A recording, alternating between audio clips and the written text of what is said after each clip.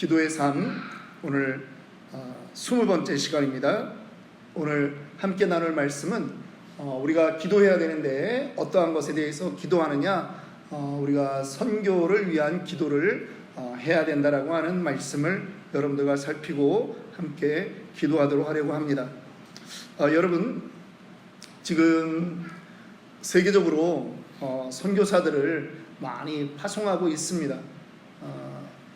우리 특별히 미국이 여전히 세계 선교사 파송 나라 1위인 것을 우리가 잘 압니다.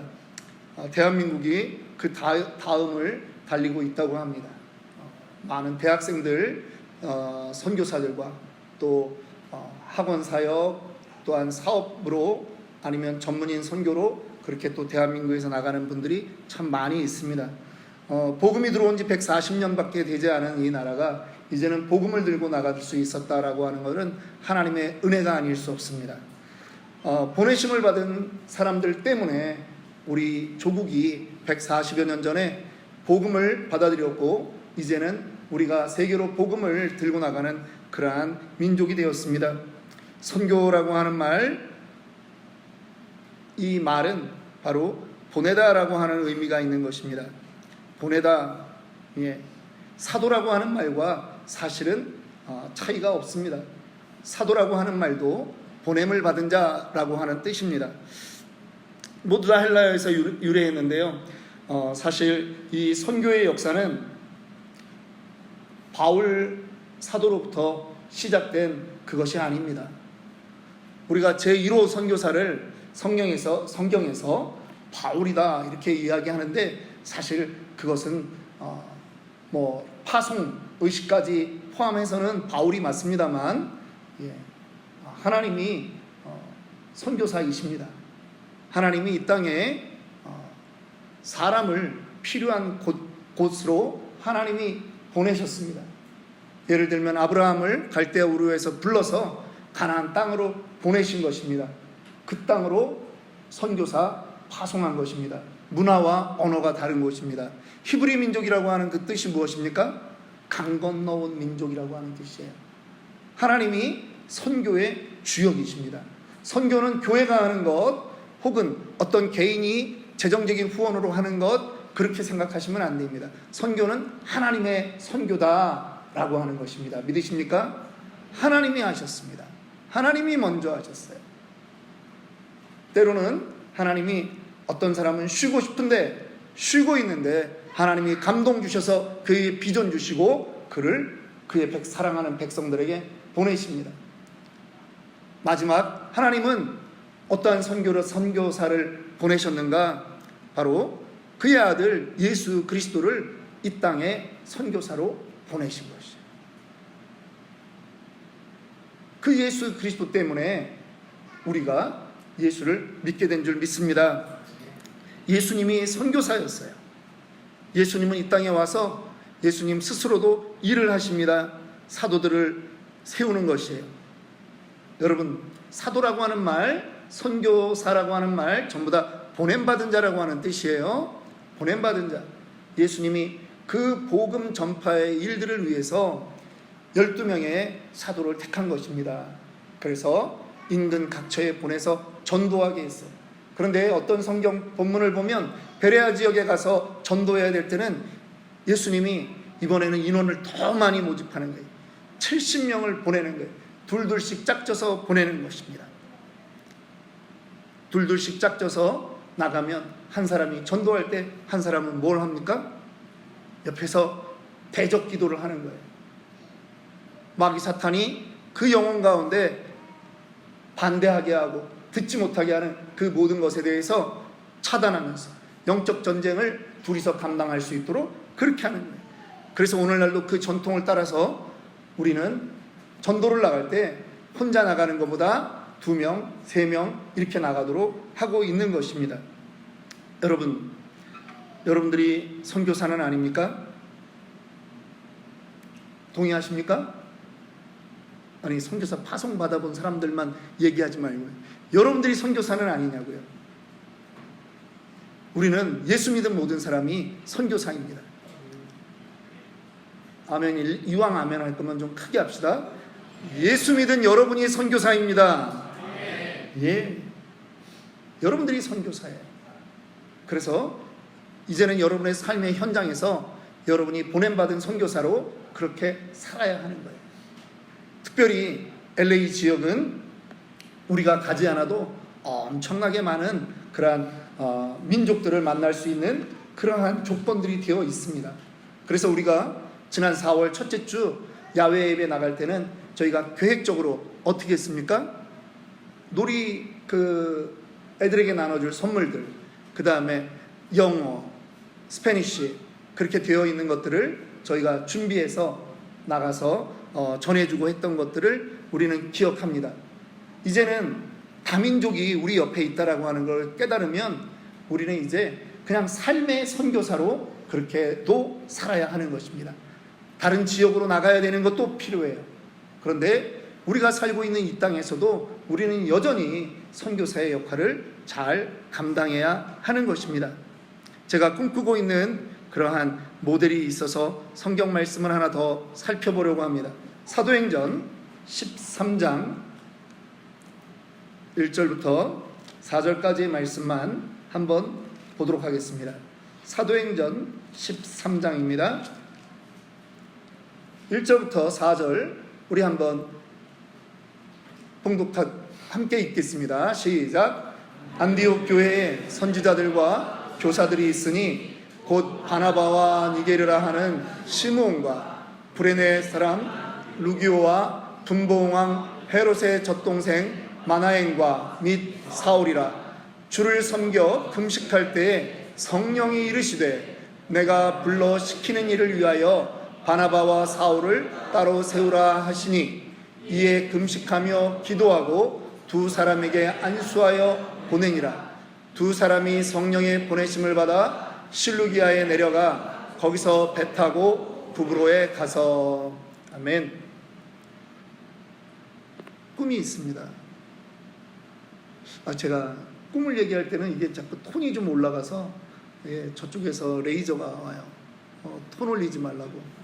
그리고 원고에 없는 얘기 자꾸 이제 꿈 얘기하면 이렇게 올라가요. 왜 그런지 아시죠? 제 성향이 ENFP,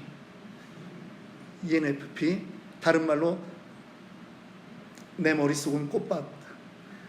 머릿속이 꽃밭이라서 저는 그냥 상상하고 꿈꾸는 걸 좋아합니다. 너무나 감격스러운 장면을 저는 잊을 수가 없습니다. 예전에 한국의 세 개 교회, 두 개 교회와 중국의 제가 섬기는 교회, 이 세 개 교회가 전부 다 규모가 저희가 가장 작았죠. 한 1000명 정도 될 때니까 한국에 한 2000명 되는 낙원교회라는 곳과 그 다음에 신용산 교회, 그 당시만 해도 한 5000명 정도 되던 그런 교회인데 여기에서 한 명의 선교사를 파송하는 거예요. 한 가정, 송무익 주혜양이라고 하는 사람들을 파송하는 거예요. 그런데 어디로 파송하느냐? 키르기즈스탄으로 파송하는 거예요.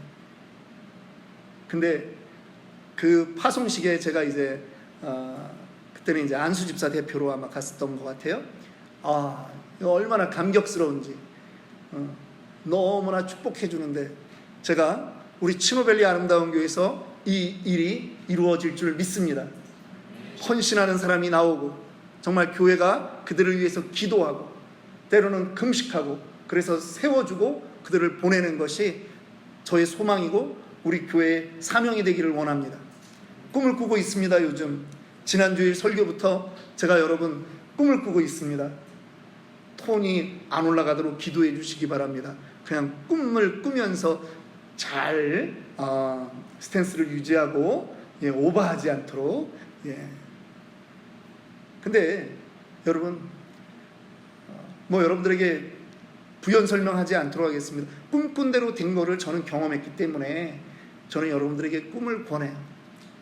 여러분 이 안디옥 교회 얼마나 멋있습니까?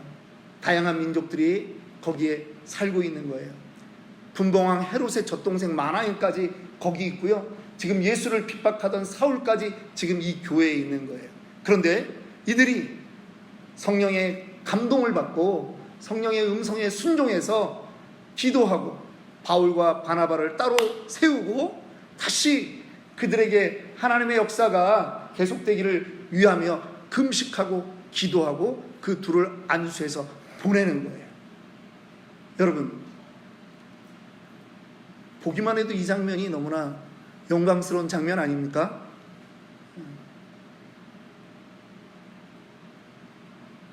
이 둘을 통해서 복음의 역사가 그 지도가 바뀌었지 않습니까? 저는 오늘날도 이 일들이 가능하다고 생각합니다. 꿈꾸는 자들을 통해서, 그리고 그 비전에 헌신하는 사람들을 통해서 그 일들은 이루어질 줄 믿습니다. 7월 둘째 주가 되면 태국에서 선교사님 한 분이 오세요.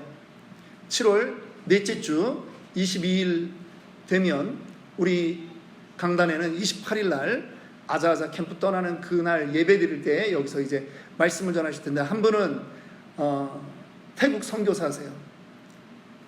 사실은 저희 교회에 8분의 저희가 후원하던 선교사들 이름이 있고 저희가 기도하고 있습니다. 그런데 이분도 사실은 저와의 그 친소 관계로 따지면 당연히 넣어야 돼요.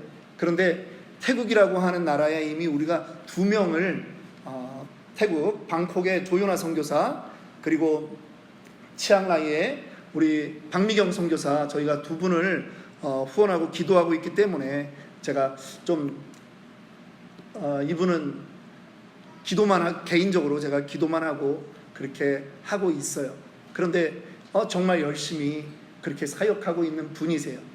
이번에 미국에 잠깐 오실 계획이 있다 카톡을 받았기에 한 번도 우리 교회 그 강단에 쓴 적은 없는데, 제가 이번에 그럼 7월 둘째 주에 그 오시게 되면 우리 강단에 한번 서서 말씀을 좀 전해 주십사, 제가 그렇게 했습니다.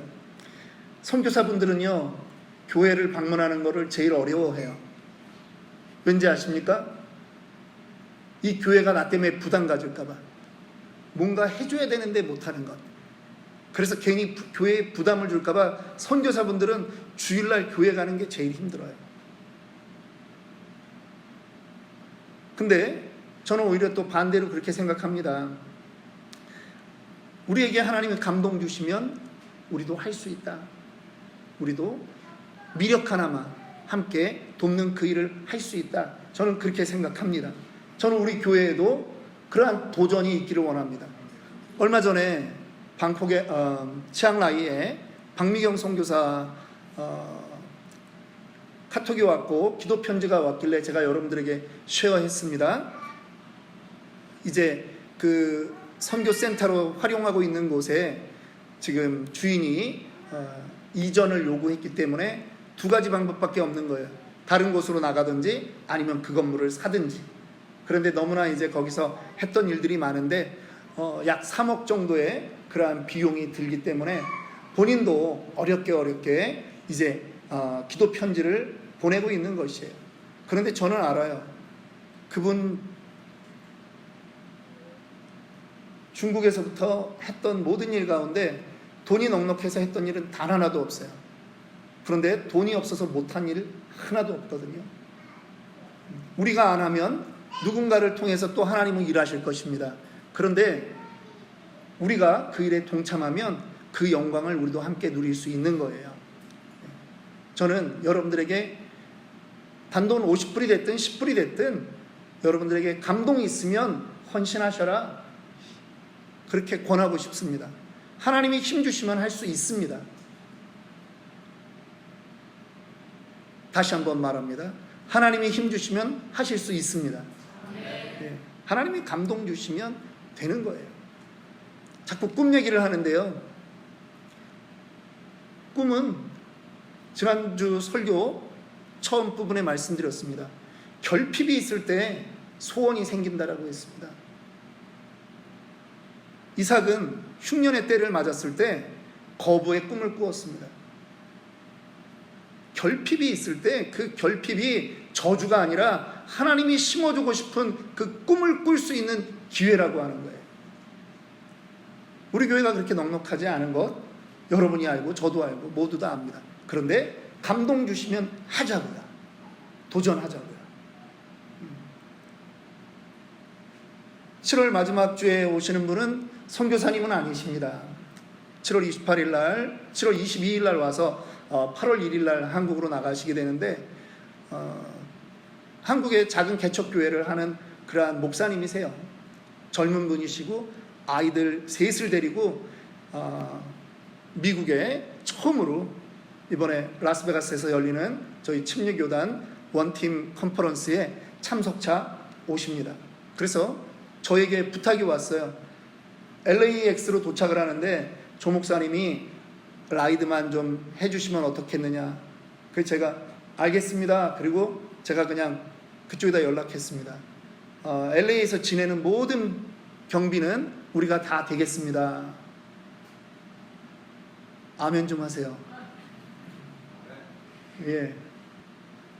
오늘날에도 하나님의 역사는 여전히 일어나고 있다라고 하는 거예요.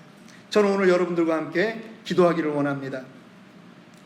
여러분, 하나님이 일하시면 됩니다. 하나님이 마음 주실 때 기도해야 되는 거예요.